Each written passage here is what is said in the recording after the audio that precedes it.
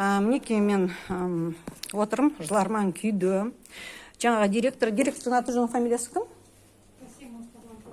Ұмытып кеттім сұрауға қалай? Касимов Нұрлан деген директор. Жаңа оның көсін мен айттым, мінекей, сенбі күні бүкіл ютубқа барлық жерге хабарладық. Енді мен ойладым, сенімді болдым, қазір маған адам дұрыс тілде жауап береді деп, Директордың кабинетінде отырдым дағы, жаңағы мен айтқан директордың. Соның көзінше қатты неге байланысқа қойып қойдым да, динамикті. Звондасам, автоинформаторлары, оларды менің қаныммен, денсаулығымен түзелген мына автоинформаторларды, ең бірінші шошқалар орысша қойып қойған. Басқаша айта алмаймын. Сатқындар ма, шошқалар ма, орысқұлдар ма, солай. Енді қазір соны менің қаныммен, денсаулығымен екі тілде қойып қойған.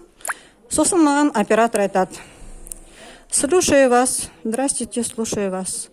Директор өзі тыңдады, мен айттым, мен принципиалдық түрде, маған қазақша жауап бермейінше мен жүгінбеймін.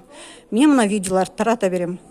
Мен сіздерден өте өтінім сұрайым. Бөлісіңіздер басқа блогерларға, министрлікке, Смайыловқа, Ақорда пресс, Сенат, Мәжіліс, әйтір барлық неге министрліктерге, премьер-министрға барлықтарын қойыңызшы, мен өзімді жаман сезініп отырмын, маған әлі адам дұрысты тілде қызмет көрсетілмей жатыр.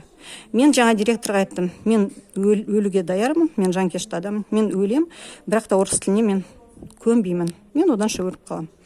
Таратыңыздаршы, Құдай үшін, мен қазір өлгім келмейді. Үйде 2 жиенім бар. Таратыңыздаршы, көмектесіңіздерші.